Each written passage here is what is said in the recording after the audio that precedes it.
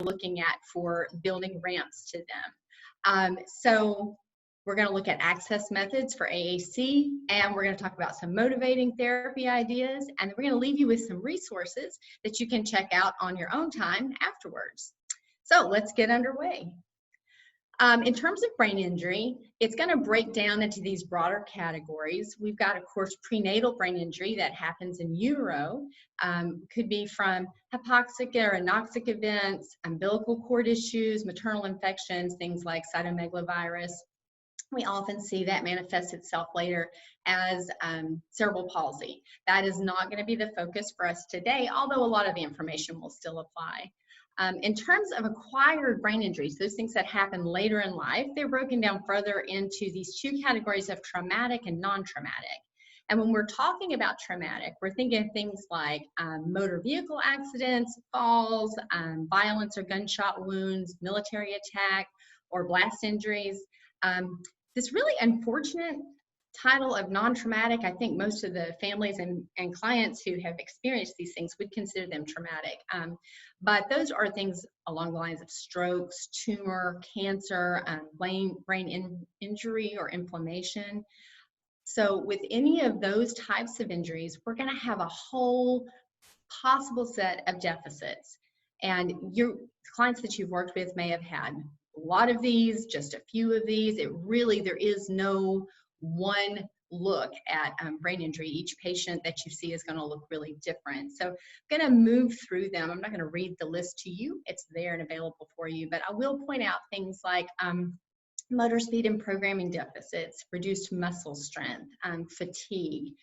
Those are things that are going to really play into anything we do for that client.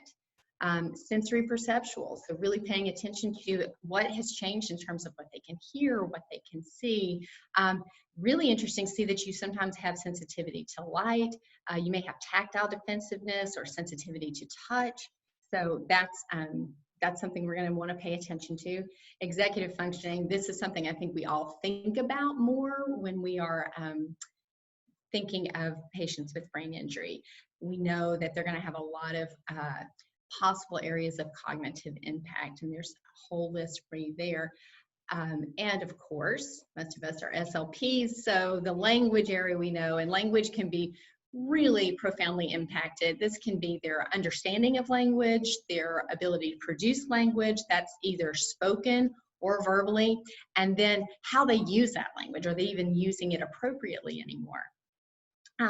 So all of these are things that you can kind of check out over at ASHA. Anything that you see that looks like this is hyperlinked. So this is hyperlinked, and you can check that out later after the presentation. So we're looking at deficits and impacts in 4 broad areas. We've got communication, cognition, physical impacts, and emotional impacts, and they really are going to play off of each other. So Lev Vygotsky, he died in the 30s. This is an old quote, and it's so relevant to most of the clients we work with, but most assuredly people who have acquired brain injury. All contact with people, all situations which define a person's place in the social sphere, his role and fate as a participant in life, all the social functions of daily life are reordered. I mean, that's huge. I think we do think a bit about, I know empathy is important to me. I think a lot about the client's experience, but really, if you think about a traumatic injury, say amputation, say you have lost 2 legs, that is traumatic. That's a lot to deal with. But in that situation, you really are not necessarily having a cognitive impact, and you don't have a language impact. So you really have those resources to be able to talk through what's going on. You're not going to have as big a change in your place in society. So this is big. This is all important as we're talking about meeting our clients where they are. How do we do that? How are we going to build ramps if we don't know where they are?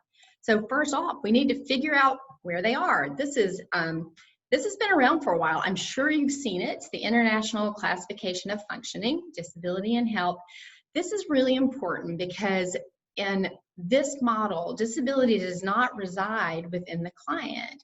It really is a function of the client's deficits and how those are impacted or hindered or perhaps assisted in the environment.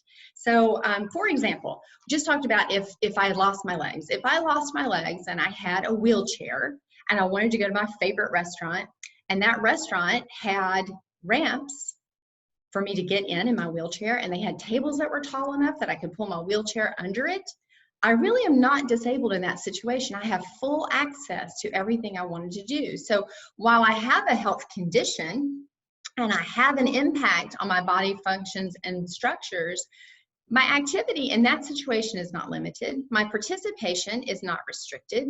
And so I am able to make it out there. So we're looking at the interplay of what is my condition? How does that impact my body function and structures?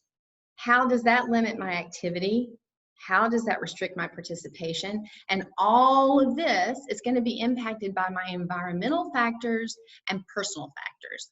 And we're going to take a look at that a little more closely with a specific client. So when we're building these ramps, so if we've got ways to reduce those barriers in our environment and in the personal context for the clients, then we are helping build ramps and we are reducing the disability. So we're going to look at a specific client that I'm working with. He has a TBI and a spinal cord injury that resulted from being hit by a car. So in terms of his body structure and function, he has no movement below his neck. He has a tracheostomy placed, and he has very severe oral motor weakness. In terms of activity, obviously, his communication is completely limited at this point. He can't care for himself at all, and his mobility is significantly limited. He can't move around on his own. So how does that impact him? It puts a lot of restrictions in place. He can't go to church anymore. He can't be part of his friend group activities. He can't even participate in his weekly family dinner. If we were really filling this out for a patient, we would have made a much longer list under each of these, but they needed to fit nicely on this chart. So we're just going to focus on this. In terms of environmental factors, he has a very supportive but worried wife and kids. And when you're that worried, you're not always thinking as clearly. So that's an important feature. His spouse also has health issues, so she really can't help as much with his physical needs. He does have an outpatient SLP, so yay, not a barrier. He's something to help him. He does not yet have any type of alternative or augmentative communication system. In terms of personal factors, he has good attention. His cognition is largely intact, although we can't fully know that because he doesn't really have a way to communicate. He's very frustrated, very depressed, and because of that, very unmotivated by doing anything at this point. So we've got a whole list of barriers to communication for this patient. And what's important to point out here is they're not linear. They feed on each other, right? So if he doesn't have access to communication, we don't know what his language is. That impacts his ability to interact with his communication partner. It leads to more social isolation, which leads to more frustration. So these things each are going to feed each other and going to play a big role in those places that we need to build ramps. So let's talk about that, building ramps. So in terms of his personal care, we can make sure that he has some type of in-home support for his care. So now his wife is not solely in charge of this. He's got somebody helping him with those personal care activities that he needs to do every day. In terms of his access, his physical access to things like church and friend outings, we can get him hooked up with an appropriate wheelchair and then a wheelchair accessible transportation. Now we've reduced that barrier to participation. So there's a couple of ramps meeting him where he is. Once he gets out in the environment, accessing the environment is absolutely not an issue. Let's see, I'm gonna move this out of the way. Because that physical access is something we are thinking about, and we have been. There's a law that says we have to think about it. So, so that is out there. That's something we really think of. Now, I will tell you, like AAC has hit the big time. I think AAC is something that is on most people's radars these days. Now, whether they're comfortable with their level of knowledge about AAC is another question, but I do think it's something that we all pay attention to and we think of. And that was that was just not the case always, even just a few years back, really. I think we all know that grad school programs are really varied in how much AAC experience you get, and how much AAC training you get. So some people have come out of college and gone and trained themselves through webinars and conferences and that sort of thing. So we're still trying to get on top of having all the knowledge that we need, but I think we are all thinking about it. So AAC has so hit the big time that we even have podcasts for AAC. That's amazing. This is a big deal. It's in a new realm. And this specific podcast is excellent, by the way, just a plug. I would go listen to those if you can. They have lots of great information there. Talking with Tech, AAC podcast. You can subscribe to that anywhere you listen to podcasts. And I'm actually not in any way affiliated with them. I just like them. So in terms of AAC, there is much to consider, and there are many phenomenal webinars out there. That is not our sole focus, is selection of AAC, but just to talk through how much we're having to think about in that. As you see over here, I said considerations just to name a few, because this is just getting started, is thinking about, are you looking at symbols? And if so, what kinds of symbols? Are you looking at text? Do you need a combination of symbols and text? Once you've decided that, how are you going to arrange them? Will they be in a grid, or will they be in a visual scene display, or some sort of combination? Are you looking more at low-tech options or more at high-tech options? Do we need a dynamic display or a static display? We need to think about issues of portability and durability. There's so much to consider. It can be overwhelming. The good news is we've known a long time about feature matching. That is kind of the gold standard here. And these are just a couple of examples. This is one of the many Google vortexes you can disappear into for hours. If you go in and enter AAC and feature matching, you're going to find all kinds of incredible resources. So these are a great way for you to be thinking through what elements are important for your client. Let's see. And we're stuck again. Hold on just a minute. I'm going to see what's happening here. I'm going to pause my share. Okay. There we go.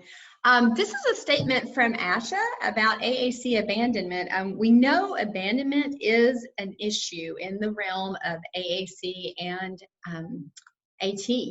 So we work really hard to get these systems in front of these clients, but oftentimes it ends up not being used. And so there's some good information about why that happens. And I would suggest that before you even begin feature matching, you look through this list of concerns, because these are going to really drive whether what you select actually gets used. And I really want to point out down here, the AAC user experiencing communication success, super important. That they have, they value the system and they have a sense of ownership. I think those two feed each other. If they've had success, they're very likely to do this. And another really important tidbit is that we need to be sure that it's a good match between their language, their physical and cognitive abilities, and that they can change when they need to. So can it accommodate how they're changing over time? Super important. Another ASHA statement, this is just talking about good practice. There's some talk that we don't actually have enough research yet to really say best practice, but we know what good practice is. And I'm going to just highlight from Buchelman and Miranda that a well-designed AAC system is flexible and adaptable, that it allows for changes to vocabulary and to the mode of access as the individual's language and physical needs change over time, because that is likely to happen for most clients. We need to be sure that as they change, whatever communication system that we've chosen for them is going to follow them. Otherwise, that ramp you built is no longer going to be reaching them and meeting their need. So at the very bare minimum, a robust AAC system should provide SNUG is the fun catchword, spontaneous novel utterance generation, that we want to be sure they have a way to specifically say what they want to say. And so that, you know, often is by typing out specific words. We also want to have phrase-based communication options for those things that we say every day. How are you doing? How are you surviving Corona chaos? Those kinds of things I'm going to say every day. I want to have a way to say them quickly. And then ability to retell stories or share bigger chunks of information. I'm over here in the South in Appalachia, and we definitely like to retell some stories over here. That's how we roll in the Southeast. Hopefully you guys do that there as well. Even if you're not a big storyteller, I guarantee you that if you've had something like, say, an amazing vacation, or you had some crazy experience at the Walmart, those are things that we tend to retell. You know, a vacation story may be something we pull out and retell over years. I'm still boring people with vacations from several years ago because they were really amazing. But that also just the ability to tell those stories, like my daughter just graduated. Well, that's a little story I'm going to pull out and tell for the next probably 4 or 5 weeks. I would want to be able to say that kind of quickly.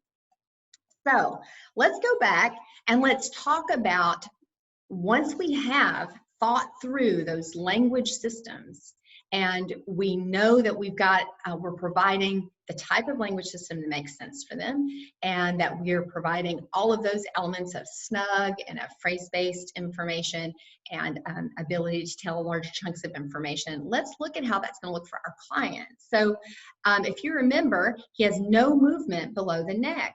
So if I've done all this work and I've got this great language system for him, but he can't access it, I still haven't built a ramp. So let's look at how we can build those ramps. In terms of accessing our technology, we've got touch or scan or Eyegaze. And in our situation, my gentleman is not going to be able to use touch. That's not going to be functional for him. But a lot of times with an acquired brain injury, you may not have, you may have hemiparesis, you may just have a lot of weakness, but they may still be able to use touch. So let's take a look at that. In this situation, this example, you're going to see this is a low-tech board, Alpha Core board. It has core words. Again, there are whole webinars just on core words, but core words roughly are those same 250 to 350 words that make up about 70 to 80% of what we say, regardless of how old we are, where we live, how educated we are. We mostly use these words. So Alpha Core has taken some of the most frequently used, put them in alphabetical order and color-coded them, and then they pair that with a letter board and numbers so that they can do that snug. They can put in what is considered fringe or personal vocabulary to spell out words that are not on the core board. So we're going to see how that looks in practice, and I am really unsure about volume level here. So maybe you can give a thumbs up or thumbs down if you can't hear it, and Emily can let me know. And if you can't hear it, you can just, I'll talk to you about, oh, sorry, I knew that was going to happen. Let's try again. Here we go. You can let me know if you can't hear it. I will tell you what she's saying. Oh, sorry guys. My cool and funky transitions sometimes cause issues.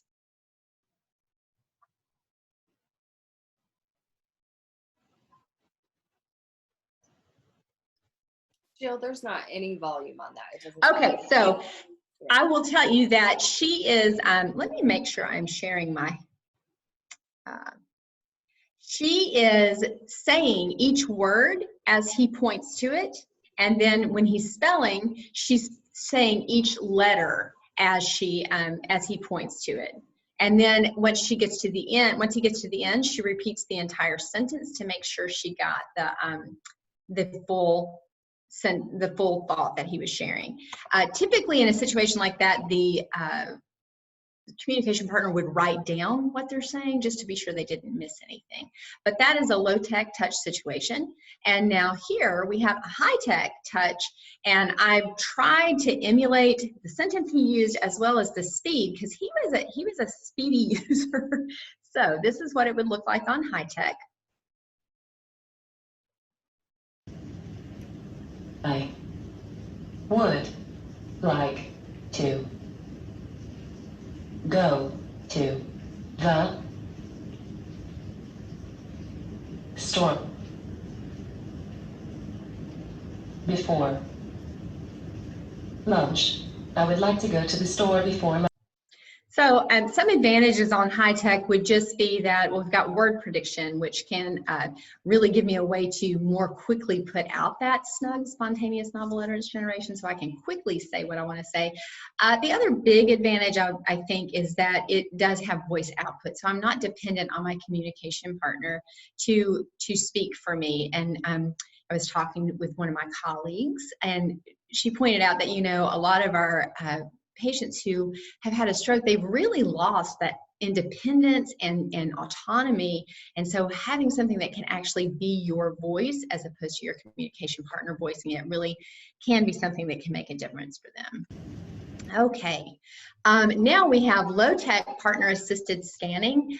There are a lot of different forms of these, and there's a whole slide at the end where you can see other versions of low-tech systems.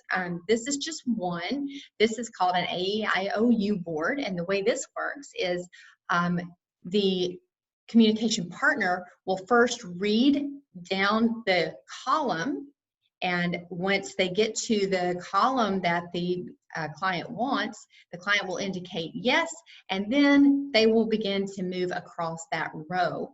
And once they get to the letter again, the person indicates yes. So for this, you do have to have a nice, clear yes and no from the client, and you have to be sure that it's able to be read by everybody, that it's clear for everyone. So let's have a look at how that one works. And again, let me know, Emily, about the sound. Now, let's watch this pair use the partner-assisted scanning board to spell out the words "go out." A, E, E, F, G, G. A, E, I, O, O, O. A, E, I, O, U, space, space. And I'm going to go ahead and, just because I see it's already 1:25, this clearly is a slow method, but it may be the only way to know what someone has to say. So you get the sense of how that works, and that video is linked. So if you get this presentation afterwards, you can watch the whole thing. But this is how scanning is going to look in a high-tech device. Scanning can be set up, it's customizable. You can go row column, or you can say column row. You can even go in quadrants. And this one, I am doing a row column scanning. And I'm using a switch here. So let's talk about that for just a minute. If you're working on your computer, you have a mouse, and as you move your mouse around, you get to what you want on the screen, but then you have to have a way to choose it. So with a mouse, you click it. With a high-tech device, you have to have another way. So the scan is being the mouse action here, and then the click action is going to happen with this switch. And that is right here on my arm. That's a NeuroNode switch. There are a number of different kinds of switches out there. The NeuroNode just happens to be one that's very flexible and easier to use, and we'll talk more about that one later. So let's watch that.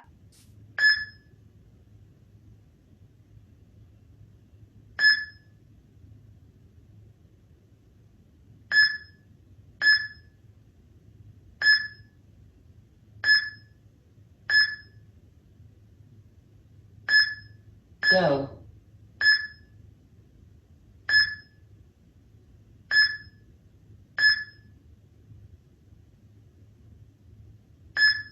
Out. So obviously, again, I tried to match the speed of the scan that the communication partner was doing. Actually took a while to do that. So they're pretty matched up. Again, I've got the voice output would be one of the benefits, and the speed obviously is just a little bit faster with high tech. But sometimes you don't have access to high tech. So it's good to know low tech ways to do it. Finally, we have Eyegaze. Again, there are so many different ways to do a low-tech Eyegaze system. I've chosen one. I've provided resources to others in the back. This is an E-Tran that you may be familiar with. In this situation, the client will look first at the color next to the group of letters. that has the letter that he wants. So if I want an M, I would look to green, and then next I would look to the color of the letter that I want, and that's purple. So I look green to purple, and that means I want an M. Then my communication partner would write that letter down and would construct the message that way. So in the video that I'm going to show you, they are actually training this client to use this method. And so what's different about it is the communication partner is saying out loud what he's choosing, but she's not writing his message down. Typically, the communication partner would be writing the message down. Oh, well, that's fun. I had things to show you. So he's saying my leg. This is a great video because if any of you have done home health, Green. this is very real life. Purple, M, orange, green, Y, space, my, green, And this client is using a blink to let her know if she didn't get the message right. That's the other Purple. thing, is you do need a good, Purple. reliable way for them to let you know that a mistake has been made. Yeah, we call that a way out. You White. always need a way out. red, G, leg. Okay, so he's gotten his message. She just didn't write it down. This is how that's going to look. So again, we talked about if we move our mouse around. In this situation, the mouse move around is happening with my eyes. So I'm using Eyegaze, and again, I'm using the NeuroNode as my selection, as my click. And so I'm going to say the same thing he did, which is my leg. My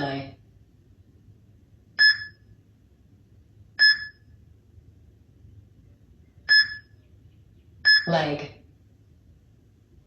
My leg. Okay, and again, I mean, high tech just, its speed is, it's just going to be a lot better with a high tech device. But as always, best practice is to have a low tech backup, even if you have a great high tech situation. So in those three, you've seen this particular device. There are so many great devices out there, so many great Eyegaze devices.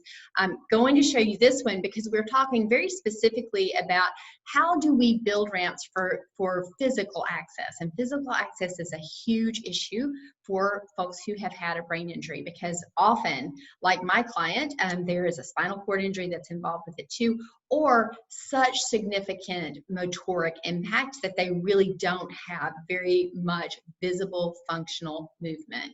I am using our Trilogy with a NeuroNode, and the Trilogy has Grid 3 software that has access to pretty much any kind of communication board you would want, and it's going to have all of those features that we talked about. But you can utilize this with direct touch, just like I did in the beginning. You can also use it with scanning. You can use it as a traditional Eyegaze device. So if you're used to traditional Eyegaze devices, your click may have been a dwell, where you look just for a period of time at what you want to choose, and then it activates. And it may be that you use a blink. So you get to what you want and you do a definitive blink. And those are things that are customizable. When you are able to use a switch, it really speeds you up because you don't have mishits. Okay, so now I'm going to talk about this.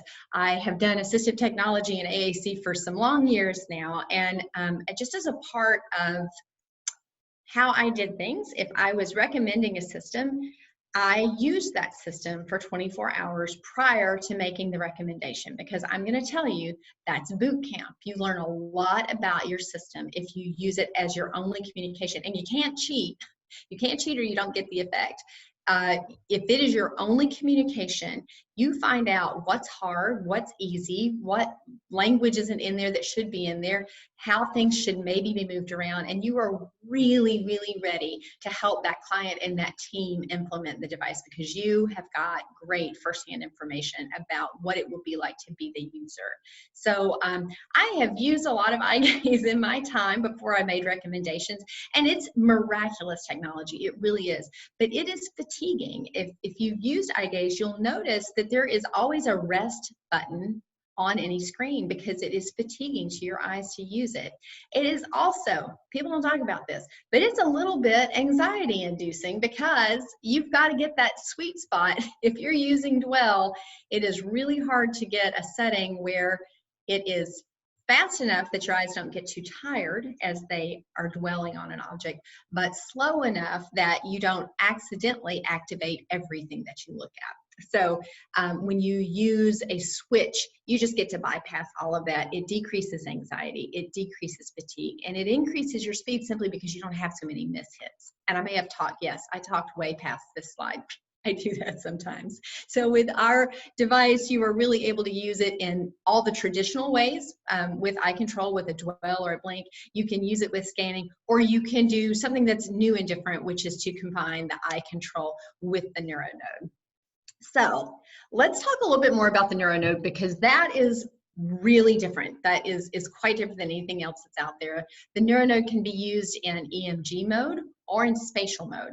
So in EMG mode, this is for folks who are presenting with minimal to maybe even no visible movement, or for anybody who fatigues very quickly. So maybe they have a little movement, but it's exhausting to them. Maybe like my client, they only have facial movement.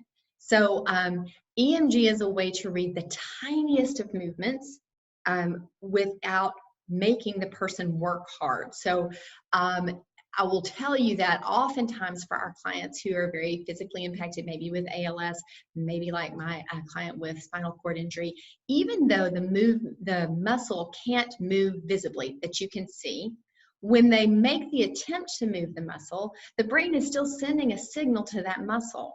So very often we will place the EMG, the NeuroNode, in EMG mode on them, and you don't necessarily see that movement with your eyes, but the signal goes and is picked up by the switch, and they are able to use it as a switch. In spatial mode, it's reading movement. So this would be for somebody who does have some movement, but maybe they have tremors, maybe they have fasciculations. And so in spatial, you tell the computer which movement do you want it to read. So this is really important if I have other movement, extraneous movement that I don't mean to have, because we're able to tell the computer, just read the movement in this plane and ignore all the other movements that you're seeing. So this is particularly helpful if you have someone, suppose you have someone who can activate a traditional switch, right? But they can't necessarily get to that same point in space reliably all the time. I know this happened a lot with clients that I've seen where, yeah, maybe at 9 o'clock he could reach the switch mounted right here, but by 11 o'clock he's fatigued and he can no longer get there, or his tone has gone up and it's harder for him to reach. If you are wearing that switch and you just need to make whatever small movement we've told the computer to read, it doesn't matter if you're making that movement with your arm resting in your lap, or if your tone is up and you're making that movement with your arm up in the air, it is still reading the movement. So in terms of that adaptable aspect, this NeuroNode is absolutely adaptable and can move with the client, change with the client in terms of their needs. In terms of placement for electrodes, you have tons. These are some of them, but honestly, there's every place there's a muscle, there's an opportunity for a switch. Just know that. You have lots of possibilities. There's several different interface options. You can wear it in the band like I was doing in the videos. You can see it kind of looks cool like an Apple Watch. And in that situation, I've just got it strapped on. You can strap it over clothes. You can strap it over shoes if you're wearing it in spatial using it in spatial. And EMG, you can still wear it on that band as long as it is making contact with the skin. You also have the options if you really want to drill down, and we just did this with a client yesterday, it's having a little harder time with the strap, but once we got the electrode leads and placed them onto very specific areas of the muscle, he got a beautiful clean switch. We're very excited. So that is just yet another way that it's adaptable, so we can really drill down and find the tiniest of movements. This is my beautiful colleague from Texas, Maddie, and she is just showing Eyegaze with the NeuroNode in EMG mode using some of those electric leads, those EMG leads, and she's picking up movement from her smile muscle here. This is a referent, so this is just no movement happening here, telling the device to don't pay attention to anything from out in space, only pay attention to these muscles. And so let's see how that works. Hi. How are you doing? What have you been up to? Good to see you.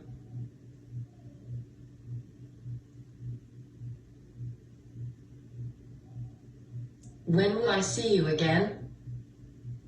Goodbye. Okay, so you notice she was not moving at all. So I'm hoping you guys are thinking, what I was thinking is we were talking specifically about a client who has no movement below his neck. This is going to be a great option for him. She was not moving at all below her neck. She had a little, and I will tell you, you don't even have to have as much movement as she was able to show there. We can have even less movement than that, but this might be a great option for my client. In spatial settings, people, like I said, often are going to wear it in the band. It's pretty hip and cool, looks like an Apple Watch. Wrist placement is popular just because it does look like an Apple Watch. So if you've got movement that can happen there, that's a very popular way to use the spatial. Okay, and I may have already talked through this because I do that sometimes. With spatial setting, you're just going to place it anywhere on the body that has voluntary movement. And we would put it at the point of maximal deflection, meaning the place. So the best way to think about that is on a merry-go-round, a point of maximal deflection is going to be on the outer edge of the circle, and the middle is minimal deflection. So if you were placing a NeuroNode on a merry-go-round, you put it on the outer edge. So any movement that you see, you're going to want to get to the outermost part of that where there's maximal deflection, so it can be picked up by the sensors. So that was an abrupt shift. I apologize for that. But we have now accounted for body structures and functions, right? He is very impacted there, but we can see that there are so many options, so many ways to build ramps to him to allow him to access that. So we've worked hard. We've talked to the family, super important. Talk to the family ahead of time, talk to the client ahead of time, found out what's important for them. We've chosen great vocabulary. We've chosen a great layout for it. We've got a device that's going to work for them, and we've found a way for them to access that device. Even if it's a challenging access, there are solutions out there. So now we're going to move down here, and I think some of you may agree with me that this may be the hardest. This may be much harder than anything else. There is motivation, frustration, depression. So let's talk about that. How do we do it? And remembering that each one of these things is feeding the other, because if all of this comes together and impacts my motivation, if I'm not motivated to use it, it doesn't matter that I've built a ramp to physical access. It doesn't matter that I've built a ramp by providing the appropriate language or that I've trained my communication partners. Still, there's not going to be the motivation to use it. So let's talk about that ramp. This is huge for me. This is very, very big. I could talk about this for days. Communication, our use of words is connection. That's why we do it. You know, it's not the letters, it's not the words. It is a way to connect with human beings. If you think about from the time you got up yesterday until you went to bed, how did you use your language? I mean, we do all sorts of things. I spent some really good quality time with several of my fellow consultants from all over the country via Zoom, and we did a lot during that time. Like, we laughed about stuff, we shared our experiences, we talked about our past. I mean, I felt better after I hung up. Communication is that connection. It is simply a way to connect with someone. So you need to be sure that we're targeting that. So some activities and ideas for real connection. Skyping or FaceTiming. I will tell you that I have a client who, she's a lot of challenges, and she is easily frustrated. And the thing that drives her, what she is most motivated to do with her device, is to Skype with her grandkids. She wants to see them. So seeing that grandbaby's face in the screen and having a way to have a voice to tell them you love them or tell them a story, which you could program into your device, that is going to be a super motivating. option. And again, this is one of those where high tech is going to be more beneficial. Sending text, I mean, my goodness, that's how we all are communicating now. So that puts those folks, remember, where they've kind of lost their place in our society, and what their role is really impacted by having this new disability. Sending text levels the playing field. So if I connect my phone with my device and I can shoot a text out with my keyboard, I'm looking pretty typical in that situation. So that's a great way to connect. That's going to feel good and feel natural to them. Oh, you know what? I'm going back. Sorry. I talk so much. Anyway, in terms of Facebook or FaceTime and Skype, one thing to think about, so message banking, traditionally we're thinking about that more for someone who has a degenerative disorder, and we know that they're going to lose their voice, but they have their voice and they're going to bank that message. Well, and the particular situation that we're using as our case example here, he can voice a single word very, very softly, but it exhausts him, right? So if he does 2 or 3 words, it's just fatiguing. It is not functional in terms of communication. However, if he could read a short Dear Zoo or Goodnight Moon, maybe it's going to take him a week to get all those words together and get them recorded. It can be done from right in the communication device, very easy. You just have record. He could say an individual word, and you could pull that together to make his voice reading to his grandkids. So that is an option if there's any voicing left. That's something really special.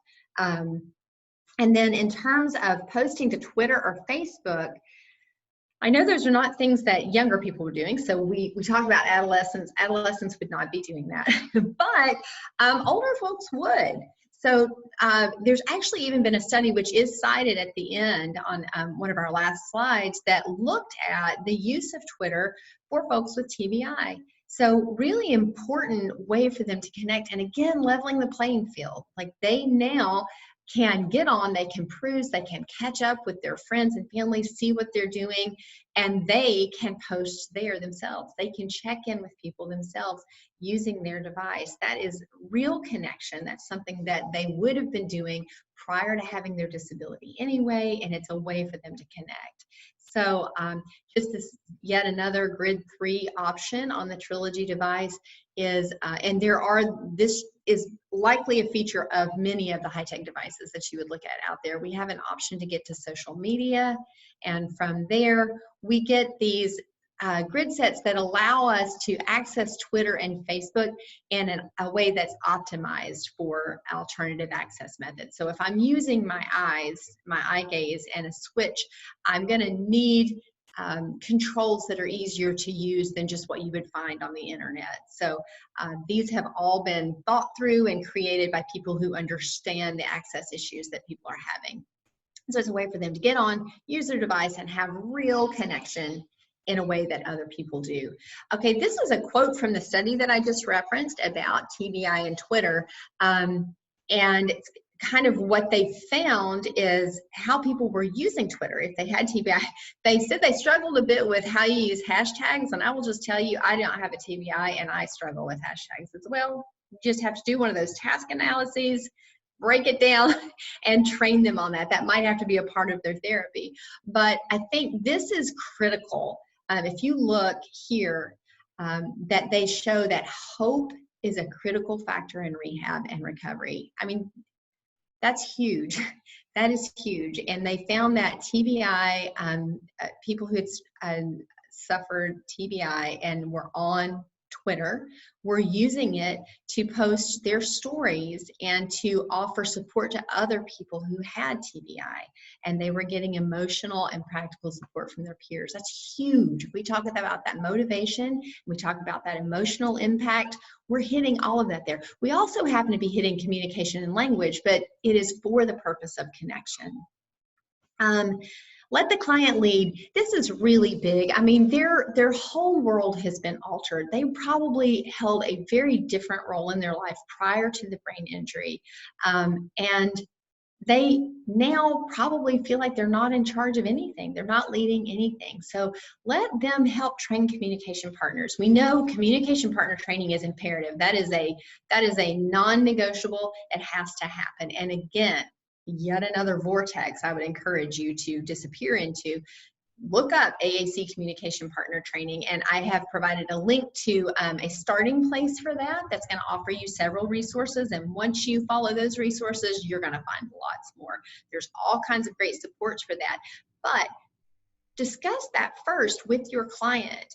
Find out what's important for them, for their communication partners to know. Help them program that information into their device so that they can lead the training. They can use their voice to tell their communication partners what's important for them and what they want them to know as the communication partners are supporting them with their device. So let them be a part of that. Advocacy work. Especially if they were interested in advocacy work prior to their brain injury, but maybe they weren't before the brain injury. Maybe they would now be, though, because of what's happened to them. Advocacy work is a great way for them to, obviously, to utilize the communication device, but to really help them connect.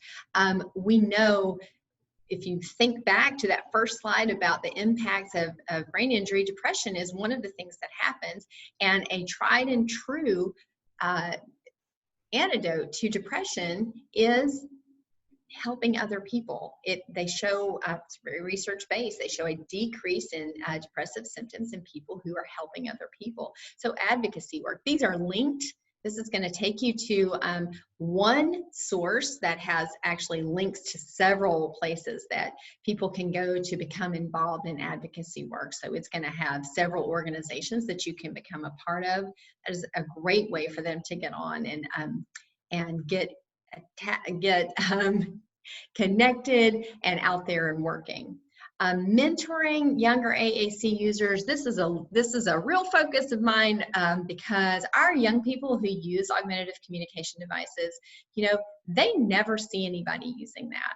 Our babies who are typically developing grow up seeing all around them, everyone using their communication system, which is verbal speech. Kids who are using an alternative form of communication never have those models. So if our folks with acquired brain injury, adolescents or adults, it doesn't matter, if they can learn to use their system and show that, connect with other AAC users to mentor them, that's huge. Again, I'm helping, that's going to help decrease my symptoms of depression. It's going to make me a better user because I'm learning to use it for the purpose of training someone else. Again, this is hyperlinked to a program through Penn State who does so many great things in the field of AAC. There are plenty of other mentoring programs out there. This is just one starting place. Telling stories, retell life stories, talk about pictures, create family histories. This is huge, especially for our clients who are older. I want to talk through that just a little bit. This is how it can look in a grid 3. I have a way to actually take a picture using my device. And then once I've had the picture taken, I've got a way to talk about it. So I can have my picture and have everything I want to say about it right along here at the bottom, and a way to get to my keyboard so I can say specific things that I want to say.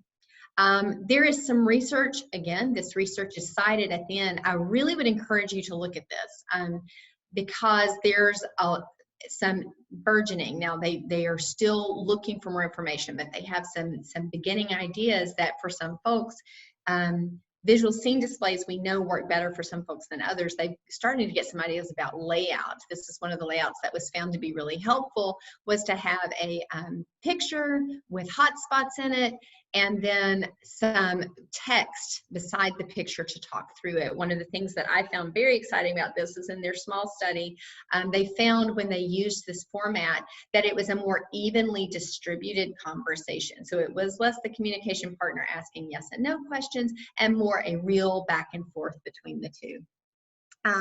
So quickly, a word about those device displays. It does make a difference. And that is something you'll see in this initial research, is that they found sometimes that our folks don't do well with these kind of navigational buttons. They do better with thumbnails with photographs to each of the visual scenes. So something like this, where you've got a visual scene and there are hot spots on it. So if I were to click each of these, it's going to say something about this. And then to navigate, I will just use these pictures because I may not understand these navigational tools depending on the level of the extent of my cognitive impact. And honestly, go read more because they found that certain groups did better with the thumbnails across the top versus thumbnails across the bottom. So I would encourage you to, create some mock-ups that you can just try out with your clients to see what is most functional for them. Because that is going to make a difference, and that's going to be back in that feature matching aspect. Connecting with other AAC users, very important that they have other people who understand what they're going through. So not just stroke or TBI, but people who are using AAC. These are hyperlinked, so you can get to, this is going to lead you to a Facebook group, and again, you will find other resources once you start looking. Start an AAC book group. I've linked a program on the resource slide that is a program you can buy that's just all put together for you. But if you want to create your own, it's a great starting place because they kind of talk about which books they're reading. So an AAC book group, your clients may have been in a book group prior. Let them be in a book group now with other AAC users who can connect about the books using their devices. This last one I'm super, super passionate about, getting out and about, like get out in the world, because that being a member of society again and really understanding, no, you still can be out there and doing things, but you want to go with other people who are using devices. You guys, if you've been trying to wear masks and you're in an area where other people aren't wearing masks, that's a big pull. We are social animals. So when you go out and you are doing something that's really different than anyone else, it's hard. It's really hard. So if I can go out with a group of my fellow AAC users, then I am more likely to feel more comfortable. That's just how we are. And I will tell you, there's meetups. So if you go onto your computer and you say meetups in my area, you will find every kind of meetup. I actually have a friend whose sister started a meetup up around Indiana, like Louisville, Kentucky, actually. And they look at historic Polish churches, and she has like hundreds of members of this meetup that she started herself. So I'm telling you, if you get together, connect with other people, join other therapists in your area, and see what you can do about that. Okay, just for fun, create a joke page. I know a lot of my clients who are senior citizens like corny jokes. That gets a lot of action. Adolescents, if you could give them some kind of racy jokes, they probably would love that as well. Command Alexa or Google, I mean, that's just fun. So let's look at that. We've got an example of that.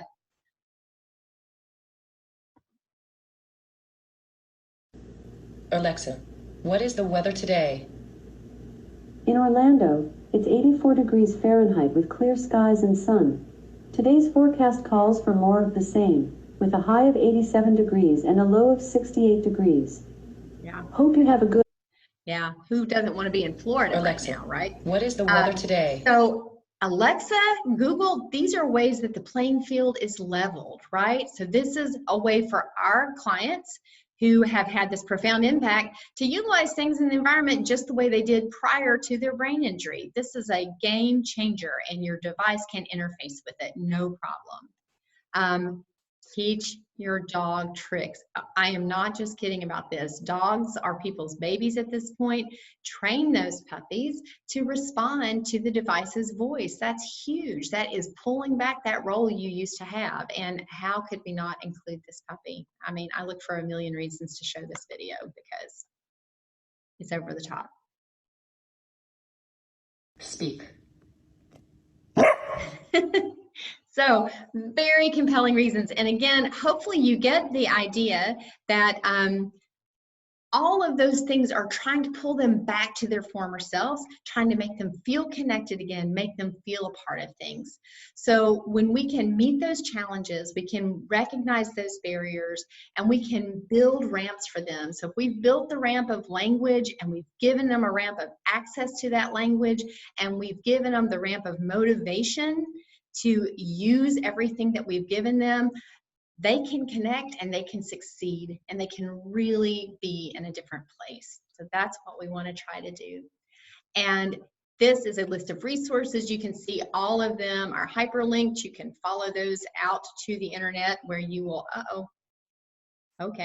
where you can find all sorts of other interesting resources. So this is just a launch pad for you.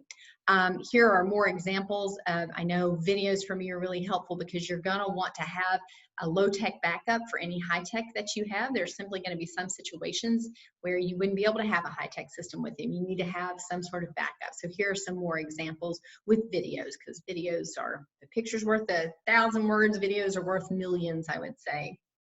And these are work cited, so I encourage you to go out and look at some of the research. There's all kinds of brilliant people doing brilliant work and giving us good information.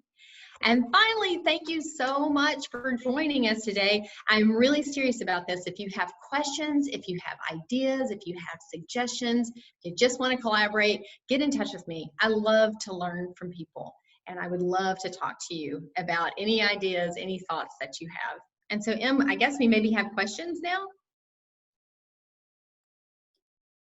We do not have any in the queue. Oh, okay. We can certainly, if you want to share your contact information, everyone can follow Sure. up with you. Sure. So I'll bring that screen back up. I do want to show you one more thing that we just got today. Video from someone who is using, oh my goodness. Is this screen, okay, there we go. I was gonna say, is your screen black? I'm gonna put this back up for just a minute so you can have my contact information, my email, my cell phone, and this is just a link to learn more about the trilogy and the NeuroNode. If you have somebody who has significant barriers to physical access, give us a call. We've got a lot of ideas and a lot of solutions, and on that note, I wanna share this with you. This is one of our little guys, my buddy Eli. Eli is using this.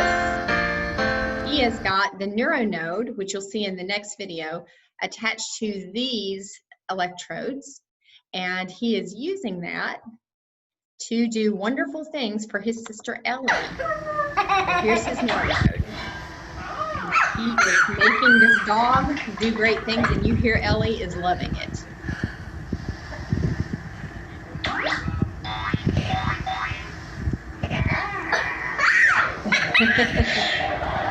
So again, you see really no visible movement from Eli, but he is able to interact with that device and delight his sister. So I guess if there are no questions, then we will close it out, and I'll leave it with my contact information, and please don't hesitate to reach out. I really do like to collaborate. Thanks so much.